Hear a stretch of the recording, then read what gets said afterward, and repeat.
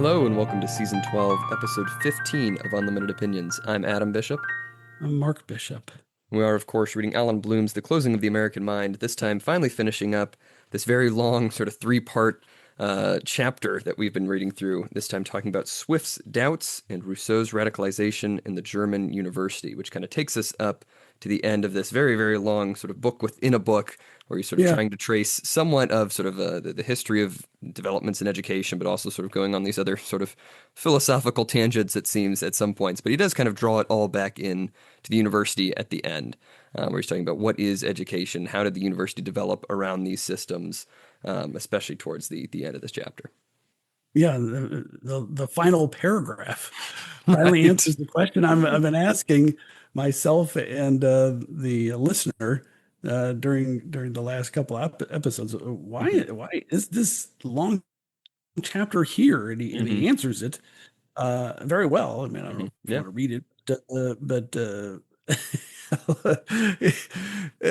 he acknowledges, I guess, maybe somebody, a friend of his, read it like Hmm. before it was published because somebody must have said, "Why do you have this long chapter in here? Maybe cut that out or something." He says, "It may be thought that I have devoted too much space to this idiosyncratic history of the university, but the university of all institutions is most dependent on the deepest beliefs of those who participate in its peculiar life. Our present educational problems cannot seriously be attributed to bad administrators, weakness of will, lack of discipline, lack of money, insufficient attention to the three R's, or any of the other common explanations that indicate things will be set aright if we professors would just pull up our socks. All these things are the result of a deeper lack of belief in the university's vocation. One cannot say that we must defend economic freedom when there are grave doubts about the principles underlying academic freedom." I can go on and on, but I Hmm. think that really summarizes. Right. And I mean, there's a couple more money quotes in there, but and I thought that was really a refutation of some of the things that I was thinking Hmm. too. I think that some of the problems could be solved by just the things that he just said couldn't solve it, but Right. he's sees it more as a root cause, and that's why he's stressing the philosophical corrupting of the Hmm. university Right. itself. And he thinks it all flows from that. I think he does make a good case to that. Right. Yeah, I think he's very right because yeah, he starts off, and this is a really strange point to start. I thought originally because we Yeah. talked, throughout the rest of this chapter, what does education have to do with civil society? Then talked about Socrates, then talked about sort of the Enlightenment transformation of all these ideas about education, and he left off, in the previous section, he says like, well, we have to really consider the Enlightenment thinkers. We can't just dismiss them; they're very important, but they can be questioned. And he says one of the earliest questioners was Jonathan Swift, and he forms the first like section of these two final sections in this chapter, who saw what was intended and spoke up against it in the name of the ancients and of poetry. Gulliver's Travels is to early modern philosophy what Aristophanes' The Clouds was to early ancient philosophy. And I've never really heard anyone put this much emphasis on Jonathan Swift's Gulliver's Travels. I've never read it myself. I've heard it's good. I mean, it's a classic for a reason, but I've never heard anyone give it like this much, philosophic weight. Maybe that's because I haven't read enough about the work. But I thought this was a really, really sort of interesting discussion that I wasn't expecting him to move into. Was Jonathan Swift. Well, and I think, well, I know in a conversation we had months ago, I don't know if it was on a podcast, I mentioned Gulliver's Hmm. Travels, Yeah, but just as an aside, but you froze up on me, or I froze up on you. I'm still here. But in any event, there's a movie, I think it was out in the 60s, of Gulliver's Travels, but I think you have to know, am I still here? Okay. Yes. I think you have to know like the political venue in which it's set to understand all the Hmm. references. And I think I have to study that and then I have to reread it. But I remember I read it a long, long time ago, but I don't have a whole lot of memory of it. Hmm. So yeah, I haven't read anybody reference Swift and Gulliver's Travels. Mhm. I Especially in the don't know, context of like a years. philosophical Right, discussion, right? for Because he says sure. he, Yeah. he makes his big point, right? He says Lilliput, after he goes to Lilliput and observes sort of modern politics, he goes to Laputa to see modern science and its effects on life. Laputa is a flying island ruled by natural scientists. And he says, on the flying island, the men have one eye turned inward, the other toward the zenith. They are perfect Cartesians, one egotistical eye contemplating the self, one cosmological eye surveying the most distant things. Right? And he's saying this is really sort of representative of this Enlightenment transformation that we've seen with this sort of emphasis on the natural scientists, right? These are the ones who really understand things. They're the ones, and of course, Swift is kind of parodying all of this, where he's saying like, well, look, kind of how this ridiculous caricature of the Enlightenment type person. And he says, this is on 295, he says, Gulliver recognizes the political concern of theoretical science and doubts that it can comprehend the actual practice of politics. He also thinks the scientists have a sense of special right to manipulate politics, right? So it's like kind of going beyond the political arena here with the scientists here, right? They're not actually performing politics. It's some sort of weird, sort of higher separated class. And he says that's a sort of the kind of society that we've created in the Enlightenment, like we talked about last time, that we're sort of not actually treating the scientists the way we should. They're sort of elevated beyond everything. What they say is, pure fact and cannot be questioned. Yeah, and it's a great endorsement to reread that book Hmm. because the description of these characters, it really applies to a lot of our so-called elites, in Washington. They live off of the service of others while not providing any sort of benefit to society, really. And boy, that's our capital city to a T, I think. Right. And he says, science in freeing men destroys the natural conditions that make them human. Hence, for the first time in history, there's the possibility of tyranny grounded not on ignorance, but on science. He says, Yes. if you concentrate all the technological, all of the sort of political power in this one sort of scientific ruling class, then tyranny doesn't come about because a bunch of stupid people are ruling you. They might be, politically stupid, but they're very smart. They're very intelligent, scientific people. And that's a sort of different kind of tyranny altogether. It's not that they don't know anything about politics. It's not that they don't know anything about the world. It's that they know a lot, and they're going to use sort of this technology, this sort of outside power to influence things. Well, I think, and I wrote in the margin, it's a different type of ignorance. Hmm. You can have an intelligence and you can have a certain amount of knowledge, but you're just so ignorant on the value of people and how to communicate ideals and to build a political coalition and to effectively manage uh, a people and a government. And so I think I think I agree with what he's saying. I would go a step further and say it's just a different form of ignorance. It's Hmm. like you have this technical knowledge, but you don't really know how to be and then an, a, there's a skill and a talent, and if it's used wisely, it can be very good for society, and that is to be an effective politician. Hmm. And an effective politician, if you have the right ideals, is getting the uh, um, pursuing the policies that benefit society in an appropriate way. And if you don't have effective politicians, you don't have an effective government or an effective society. So there's something to be said about Hmm. that political skill that a lot of these people lack. And I think that's really part of the problem that we're in now as a nation. Our politicians, say, well, it's a consultant class or whatever, but it's like they're so terrible at communicating and they're so terrible about figuring out and having a consistent idealistic position other than hate the other guy, uh, which has really been revealed by Trump, which is, I guess, Hmm. the best he did is revealed the emperor has no clothes for Right. all these people. Yeah, 'cause he Anyway, kind of continues on. I don't know if I have too much else to say, but I do like his conclusion to this section, right? He says, there's this sort of idea that, politics has to change to meet this new scientific world. And he sort of makes the point that, well, politics already changed, in the Enlightenment by putting this political power, this sort of outside political power in this sort of ruling class. We've already changed politics. But he says at the end in 298, he says, the total picture is one of great danger resulting from the political involvement of science. Some people assert that we have to reinvent politics in order to meet the danger. Swift tells us that politics was already reinvented by the founders of Enlightenment, and that is the problem. It turned out that natural science had nothing to say about human things, about the uses of science for life, or about the scientist. When a poet writes about a poet, he does so as a poet. When a scientist talks about scientists, he does not do so as a scientist. If he does so, he uses none of the tools he uses in his scientific activity, and his conclusions have none of the demonstrative character he demands in his science. Science is broken off from the self-consciousness about science that was the core of ancient science. This loss of self-consciousness is somehow connected with the banishment of poetry.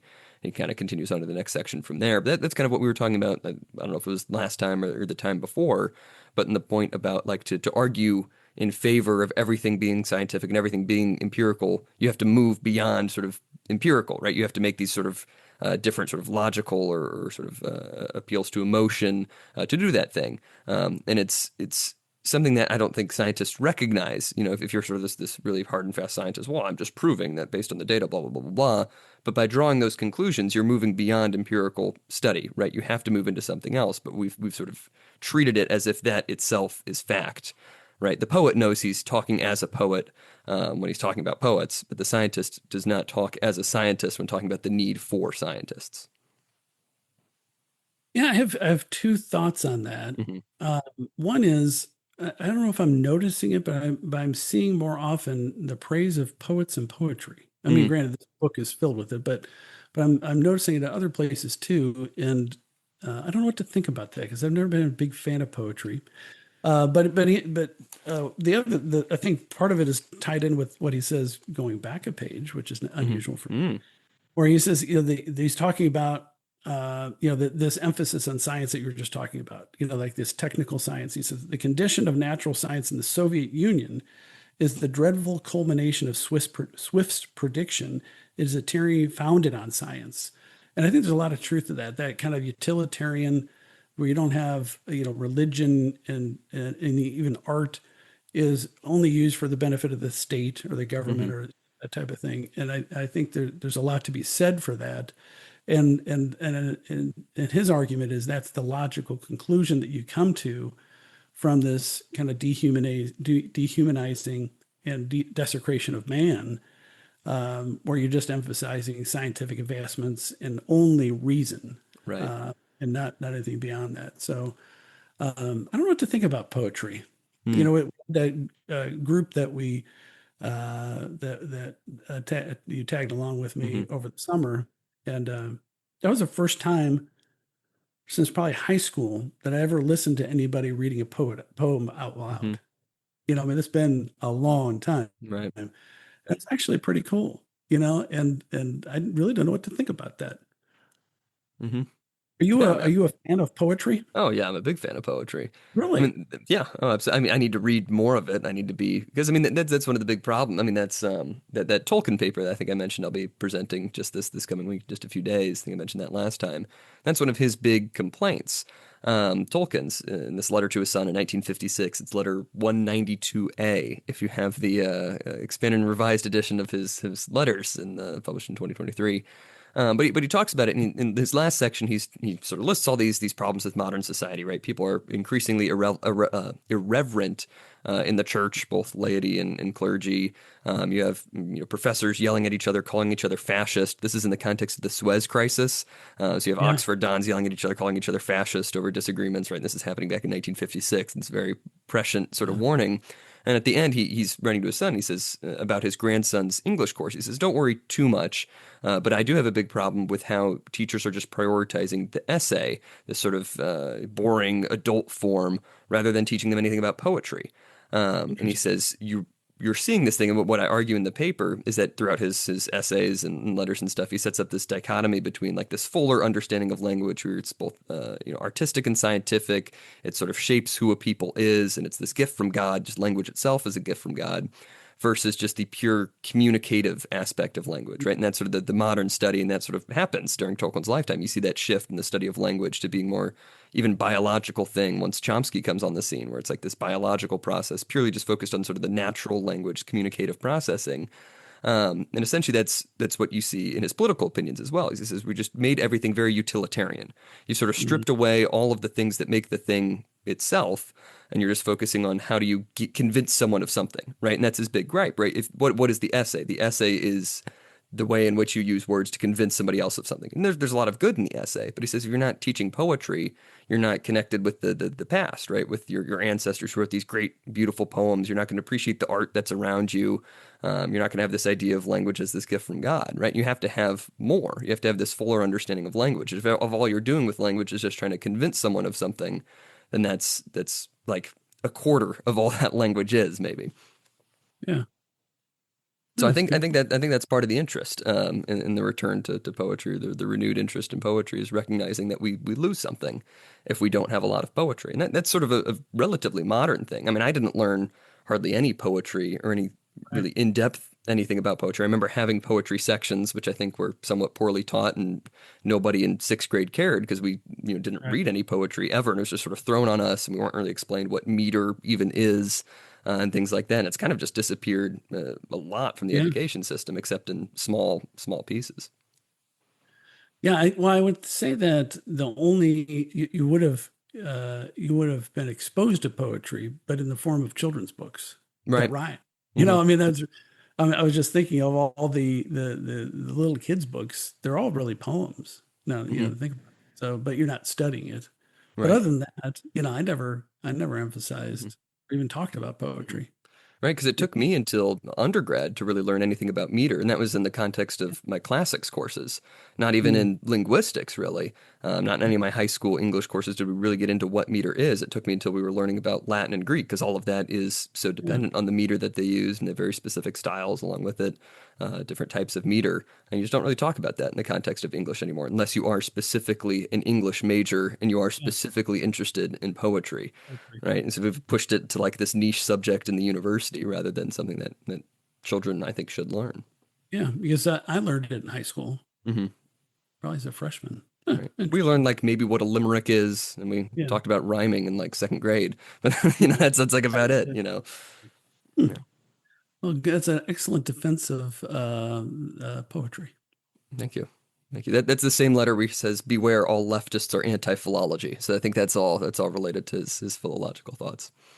I'm not sure I understand the quote, but I love it. Hmm. I feel like it should be on a banner. Yeah, I agree. Should hang that up in my apartment. Put that on the front of my building at work. What does that even mean? I don't know. Isn't it beautiful? I believe in it 100%. There you go. There you Yeah. go. But then he moves Um, on to the other section. This is the final section in this chapter, which he titles Rousseau's Radicalization in the German University. And this was an interesting because he says here's where Rousseau comes into play because he mm, renews this debate, he revives this debate between science and society. He says he argues that scientific progress corrupts morals and hence society, and he took the side of society. Virtue, or the science of simple souls, is what is most necessary, and science undermines virtue. It teaches a slack and selfish relation to other men and to civil society. It calls into question the principles of virtue, and it requires a luxurious and loose society in which to flourish. Right? That's Rousseau's argument. As we made everything too scientific, we need to go back to something else. And he's taking the side of society over science. well, he Uh, makes a great point in the second paragraph of mhm, the section where he's talking about, Cicero. He says the Ciceros and Bacon's would not have been what they were if they had been professors. And mhm, he's talking about their real life experience. And so many good teachers, good academics, good lawyers, you name it, good politicians had some life outside of, had some labor or some real life experience. They lived in what's called the real world. They had struggles, like it wasn't Socrates in the army in his mhm, youth. He was mhm, a phalanx or whatever. And I think, I think if you don't have those kind of experiences out there, in the grind, so to speak, I think you lose something, and you don't have you don't have that. You're not grounded in your philosophical thinking. mhm. So I think that's one of his points. No, Yeah, I don't know. because yeah, he continues. He talks about the ambiguity, about the relative dignity of theory and practice. Right, he's really stressing that. Right, there's this difference between the two, and you really have to live a practical life rather than the sort of theoretical. He says Rousseau argues it is more than doubtful that science produces happiness. Moreover, although Hobbes and Locke teach that man is rational, his rationality is in the service of passions or sentiments, which is Right. not a good idea from Rousseau, but he's trying to reclaim some element of the practice there. He says the passions and sentiments are more fundamental than reason. So really emphasizing sort of this more sensation or passion based sort of ideology. And then he moves on to Kant, right? He says, inspired by Rousseau, Kant undertook a systematic overhauling of Enlightenment's project in such a way as to make coherent the relationship between theory and practice, reason and morality, science and poetry, all of which had been made so problematic by Rousseau. So it's this further cementing of like these are two distinct spheres of the theory and the practice, the reason and morality, the science and poetry. And that's sort of this further delineation of the two, where in the past they might have been assumed, well, you need both, right? They're sort of both components of the same thing, and that is part of life, right? But he says it's this deep distinction between the two. Yes. I did like, and I think, is it the Hillsdale? I think talks about these three categories in their motto. Mm, Maybe and he talks about Kant having the three, describes the three kinds of knowledge: the true, the good, and the beautiful hmm in guises. And I think that might be a paraphrase of their, or they paraphrase this as their motto: you're the hmm true, the good, and the beautiful. Well, I think Or that the predates Kant, I believe. yes, But right, yeah, yeah, because yeah. he's describing it in a due way. I Right, think right, right, it's right. probably like Greek, I guess. I don't know. But hmm anyway, yeah, I don't really know what to say about the whole hmm long description of Kant. Have you ever tried to read Kant? No, no, never. I can't. Yeah, that's what I've kind of heard is that you just don't want to read Kant. Yeah, Um, and I think if anything's that hard to read, I don't know. Does it have value? I guess it does, but hmm it's, it's just so arduous. It's like maybe if you were more talented, you write it in a way that I can read it. Like hmm Rousseau, the translations of Rousseau, you can pick that book up. His stuff, you instantly understand his arguments and what he's Right. saying. I think, but Kant, it's like, wait, you got a hmm category? What? I don't know. So I kind of lose interest when it hmm really gets down there. Then Right. he talks about these other philosophers. I'm Right. trying to But his remember yeah, what his night. broader point is like the relation to the German university, right? You have this new sort of university system crop up there in the 19th century, which was very much inspired by Kant and these other sort of contemporary philosophers. And I think the quote right after what you read there on page 300, where he talks about these three kinds of knowledge, the true, the good, the beautiful, new guises, are given their domains by the three critiques, of Yes. Kant, but are not unified by being knowledge of aspects of a single reality. So you start to see this subdivision, right? If you're going to go into into education, right, you're sort of studying one aspect of a thing, and it's not really connected with a broader reality, right? You're sort of specializing in this one sort of niche field. And I think that's sort of the development that he's talking about in the German university system, right? Which is sort of the university system that was gradually adopted, the whole world over, where you're not trying to study it all, right? Which should be implied by the name university being universal, right? It's a universal education. That's what St. John Henry Newman talks about in his idea of a university, which is very good. He's sort of responding to all of this, in the mid 19th century and sort of the developments that were a little bit before him. But he's saying that's what you really start to see. As you see, there's these great movements of careful historical research and textual criticism initiated in this heyday of the 19th century, gave us nourishment which we have yet entirely to digest. He says the humanities took over the whole burden of instructing us about man, especially in morals and aesthetics, the new science of the beautiful and sublime. But you're starting to see these sort of dualisms. So you study the humanities rather than sort of the natural sciences. And the natural sciences can't tell us anything about humanities, and the humanities can't tell us anything about the natural sciences. These are two entirely sort of different divisions here. You're just starting to see these big splits. Like if you want to study one thing, you can't study the other, right? You are specializing more so than you have in the past. Yeah, and I think his next point it was stronger to me, where Mm, he mentions there's a haunting doubt as to the reality of the realm of freedom, mm, like freedom of will, because when you start going down the path that you can study everything and determine the causes for everything, down to the movement of bodies, and then when you even expand it to psychology or psychiatry or whatever you want to call it, then you end up in this crisis of confidence about morality, and I think you end up substituting your own understanding for the world for what God is, because he's talking about like free will and how reason kind of usurps, where you just say everything could be determined. Everything Hmm. can be uh, explained, and I think that takes a certain amount of the humanity out of the university, out of the world. I think Hmm. he was making that point, and Yeah. I No, make no, that I agree. I also like what he says. This is like split over pages like 304 to 307, where he talks about classical education, where he yeah. says for really for a long period of human history, classical scholarship, the study of ancient Greece and Rome used to be the scholarly discipline par excellence. And he sort of traces it, through key moments where it's like whenever you sort of have a real renewed interest in philosophy, a big revival and lots of great philosophical writings, it's always sort of connected with Greece and Rome, right? He says Rousseau initiated a second Renaissance, after the famous Renaissance when he expressed his dissatisfaction with modernity, made possible by his knowledge of the Greek and Roman examples. And then he sort of names a few other sort of renaissances after that, where it's like you keep returning to Well, this well. Mhm. let me interrupt. And there's a quote from Sure. I think it's from Rousseau on 304 that I Hmm. really liked. He said, ancient statesmen, I think this is the author quoting him, if I'm remembering it correctly. Ancient statesmen spoke endlessly of morals and virtue. Ours speak only of commerce and money. Hmm. And boy, isn't that really true today? I mean, that's Yeah. why this Rousseau stuff I can get behind, even though it leads down to a dark path, Right. Robespierre and off with their heads and all that stuff. Hmm. But or it did, I guess. Hmm. Doesn't maybe not necessarily, but it seems to all push us to that path. Sorry to Hmm. interrupt. I Right. really No, like, no. and I think Rousseau was onto something with the value of those ancient thinkers. That you rediscover those, but then where do you go with it? Hmm. And that's the point of this author is that yeah, well, he says but the men of enlightenment, this is on 306, the men of the enlightenment looked down on Greek thinkers because they thought them wrong. Romantics respected them because their truth or falsity became a matter of indifference. Right. Like it's like, oh, it's just art. It Hmm. doesn't matter if they're right or wrong. It's pretty the way they said it, or it's interesting. Right, because he Uh, describes that like in the context of another dichotomy that's set up, like the distinction between Greek philosophy and Greek culture, right? And sort of the German yeah, scholarship, right. the German philosophers really focused like on Greek culture, looking at the poetry rather than the philosophy, these old dusty things that have no relevance to us today.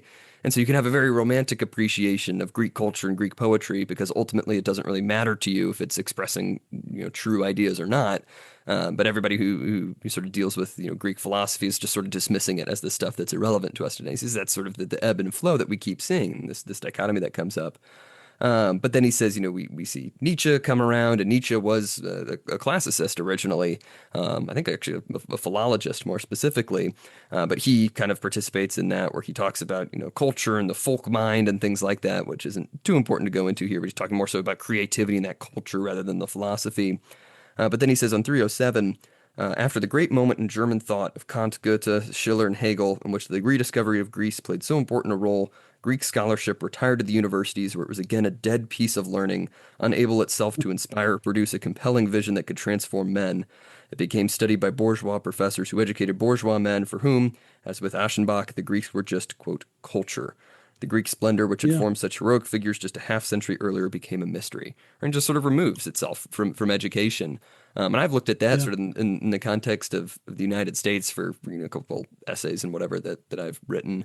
And it's like you see that, with the founding fathers, they were all really classicists, right? And they quote, mhm, Plutarch and all of these other figures, when they're writing the founding documents of the country, and they're appealing yeah, to all of these historical ideas. That was the education of a lot of just American citizens, period, was just in classical education. And then sort of in the early 20th century, it just kind of disappears, right, in favor of this really sort of specific delineation of, well, you study the humanities, you study this, you study this. This is sort of super specification where that sort of disappears. By this point, there's hardly anybody who studies classics, and everybody who does study classics is kind of viewed as doing something pointless, right? Because I mean, I graduated. I was one of, granted, I went to a small undergrad of 3,500 students, but I was one of three graduating with a classics degree. The year I mhm. graduated, when classics used to be the sort of basis of all education, right? And then it's just kind of nope, not anymore. I would have gotten a minor in classical studies, except for they Mm, never offered one required course the entire time I was at the university, which was 4.5 years. that's crazy. But your case in point, right? It's like, why would we bother, offering that Yeah, one required course for this program nobody that's would take it. irrelevant and nobody cares Yeah. about, right? Yeah. Well, it's UMSL. The Mm. University of Missouri St. Louis is the known as the Harvard of the Mississippi River. I Uh, don't think the that's true. Mississippi River Valley, Mm. great, known as the philosophical center Mm. of the Mississippi Valley. Um, yes. Mhm. Anyway, uh, but you're right. I mean, but I do see. I'm gonna be optimistic Mhm. now. For a couple of years, and maybe just because the Twitter people that I follow, I have seen, and of course, it's all on the right, but I have seen a huge uptick in interest in like the Roman Republic, and there's like memes about there's that one. It's like a photograph of a guy who is like a couple in bed, right? And the guy's obviously thinking about something, and the Mhm. girl's looking at him suspiciously, and her thought bubble is, I bet you he's thinking about other women, Mhm. and he's thinking, why did the Roman Republic fall? Or like Mhm. there's always something, some reference to either ancient Greek or Roman history or some important topics or some odd philosophical or theological question. And so I'm a little optimistic, and I do see there is, like the Hamilton Center where you're at, and that new Mhm. college in Florida, and those outliers, which was Hillsdale and a couple others. I do see that there is an interest in trying to bring back that kind of classical Right. education, a deeper understanding of those important concepts. But of course, that's the exception that proves the rule, though, because Right. they're rare, you Mhm. know. But maybe we can have. I mean, our entire public school system, K through 12, is such a complete and dismal failure. Uh, Maybe people will be like, well, why don't we just teach them ancient Greek? You can't Right. hurt them any more than what we're doing now. I mean, wouldn't it be great if you had? I mean, if you had an academy, Mhm. like was it Aristotle's academy or is it Plato's or whatever? They had an academy, and you just said we're gonna learn, you know, ancient. We're gonna learn from, the ancient philosophers and study theology and Greek and Latin, and you were able to do that in the inner city. Mhm. Bet you every single one of those kids would have a happy and productive life Yeah. if they survive the process, no matter how dangerous Mhm. the community is. I mean, if you can get through it, don't you think? I mean, if it wouldn't cost that much. Right. You don't need computers, for crying out loud. Mhm. You need books and paper and a box of pencils and, and and capable teachers. I mean, that's all Right. you need. I'm going to go on a rant. Sure. I'm so tired of computers in our schools. We don't need them. We don't need Mm. computers until you need to study computers. Right. Okay. And they have computers at home. Mhm. You don't have to make everything an online game. All right. Right. You do math problems with a piece of paper and a pencil Mhm. all the way through high school. I mean, there's no reason to have calculators in high school. Is I don't care. You know it or you don't know it. Write it out. Mhm. And and the problem is the problem. You present the problem. It's on paper. You don't need a calculator to solve it. It's easier, but all the calculators doing what you're supposed to be doing is just doing it a lot faster. Mhm. Anyway, Right. but we have to have Google Classroom stuff, and all they're doing is just sucking you into the Borg. Right. So then you're plugged in for the rest of your life. Well, these kindergartners need to have their own tablet. What the hell are you talking about? Give them a stuffed animal and a box of crayons. I mean, at the end of the year, the kid with a box of crayons is going to be much better off than the kid with a tablet. I I agree. care how educational videos they watch. Anyway, That was a good rant. That was a good rant. completely off topic. I just got mad. Yes. Well, no, going back to the book, because then he talks about Nietzsche and Heidegger, and they both had sort of their Yes. own unique sort of takes on classical philosophy, and classical scholarship in general. I won't go too much into them, but on top of 311, Yes. I like what he says here. He says the history of classics since the Renaissance has consisted in momentary glimpses of the importance of Greece for man as man, everywhere and always, followed by long periods of merely scholarly study without any sufficient reason for it, living off the gradually dying energy provided by the original philosophic dynamos. right? And Hmm. so there's these bright flashes where it's like, okay, we can really learn from these guys. And it's like, okay, then it just sort of goes back into its closet in the university, and nobody cares about it for another, 100 years until the next person comes along and sort of really invigorates it again, and then it dies off again, which You I know, think is it accurate. it is, and it begs the question: has anybody come up with a new philosophical thought since Jesus? It's a Yeah, good I don't question. know. Yeah. I don't, I mean, really, it's like a restatement of the two competing theories of the world, and Hmm. um, maybe just because I can't think of anything unusual or interesting, but you know, it Hmm. seems like especially who's a modern philosopher, like in the last 100 years, who's a great philosopher in the last 100 years? I mean, I guess Heidegger was around within the past 100 years. I don't know. I mean, it's like the thing is you don't really pay much attention, to philosophers, right? Um, I don't know, But if you're a great philosopher, you demand attention. right? Well, I'd say Tolkien. I don't know if everybody would agree with me that he is a philosopher, but he's at least top of my list. There's some like that.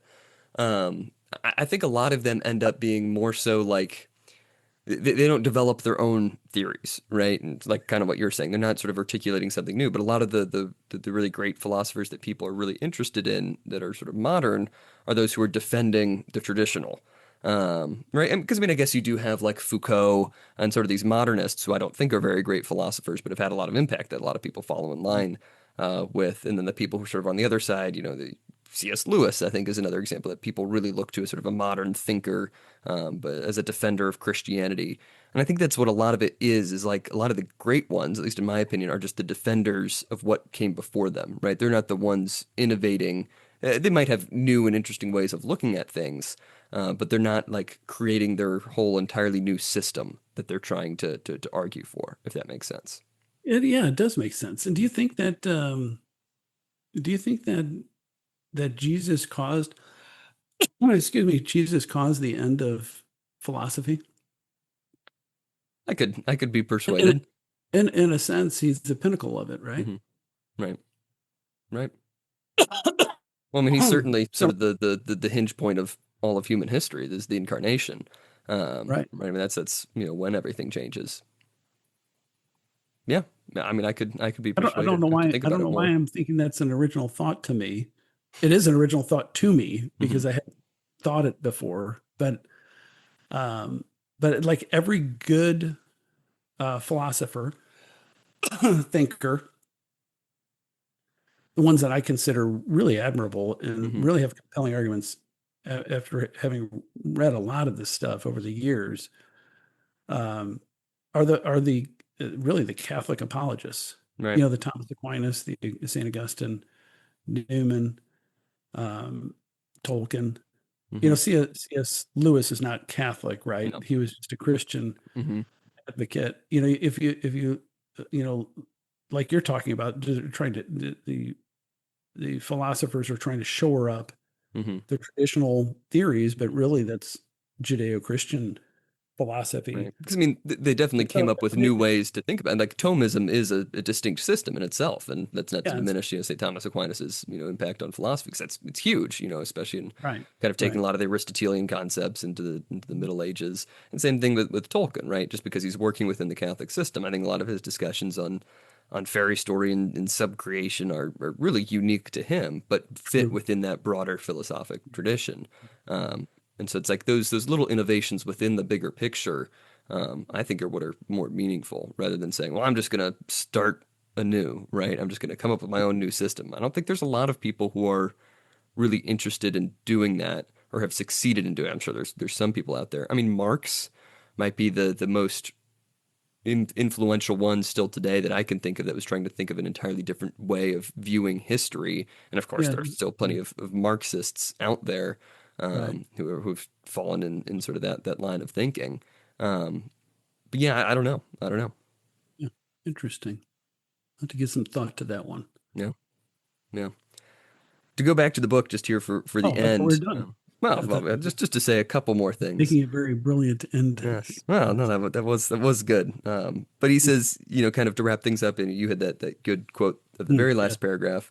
But in 311, he said the university began in spirit from Socrates' contemptuous and insolent distancing of himself from the Athenian people, his refusal to accept any command from them to cease asking, what is justice, what is knowledge, what is a god, and hence doubting the common opinions about such questions, and in a serious game in the Republic of trying to impose the rule of philosophers on an unwilling people without respect for their culture. The university may have come near to its death when Heidegger joined the German people, especially the youngest part of that people, which he said had already made an irreversible commitment to the future and put philosophy at the service of German culture. If I'm right in believing that Heidegger's teachings are the most powerful intellectual force in our times, then the crisis of the German university, which everyone saw, is the crisis of the university everywhere. And that's where he says, I might have spent too much time on this, and the quote there, Yeah. but he says at the very end, he Well, says, he doesn't admit that he spent. He just yes, says some may accusing me say, of it. yes, some accuse me. He's refuting that, Yes, yes. I would have preferred that at the beginning, Hmm. but it's almost better to leave that at the end to Hmm. explain yourself why you did it as opposed to this is what I'm going to do because then maybe I would have read through it. Right. Anyway, go ahead. But Sorry. yeah, then he concludes, he says, nobody really cares about the universities as much as they should, right? Everybody says, well, the history of education, that's just its own thing, sort of separate from the rest of society. But he says, our petty tribulations have great causes. What happened to the universities in Germany in the 30s is what has happened and is happening everywhere. That is like undermining, putting philosophy under the state, under the culture, right? And sort of Yeah. the state or the society, the culture is more important than philosophy, than education. He says the essence of it all is not social, political, psychological, or economic, but philosophic. For those who wish to see, contemplation of Socrates is our most urgent task. This is properly an academic task. And that's where the Mm, chapter ends. And the next chapter is on the 60s. So seeing where that sort of German education system, the 20th century, then sort of develops. I would imagine he's going to talk a lot about America there and sort of buckle the up. American Cultural Revolution. True. And I'm sure I'll make this point again later, but I'm going to make this point now and then whatever. But I think the university system or educational system has gotten so bad. I think the reform can't start at the university level because we Mm, don't have people competent enough to get into the universities. It has to start at the elementary school level. And I think when we do that, you almost really have to focus on K through 5 and write off everybody that's 6 through 12 to a point, not hmm. everybody, but like focus on reforming those to get the foundation, and then expanding on that as they progress up. You shore up the base, and Right. kind of like you would do, a construction project or a demolition project, or you're replacing roadway. Hmm. If you can't do it all at once, then you do sections at a time, and as the project moves forward, then it frees up the ability to improve on the remainder of it. But Right. but I mean, with the incoming classes, if they're because well, part of the problem is the teachers have gone through the university system, and I'm not sure. I don't think we're teaching the teachers very well, Yeah. and that's a big problem. But anyway, so I really enjoyed this section of it. I Hmm. especially like him explaining why he was doing it because it was a little bit of a mystery to me, so that helped. Well, it What do looks you like think? Any last thoughts? no, I thought it was great. I thought it was a good, very detailed overview of sort of this intellectual history.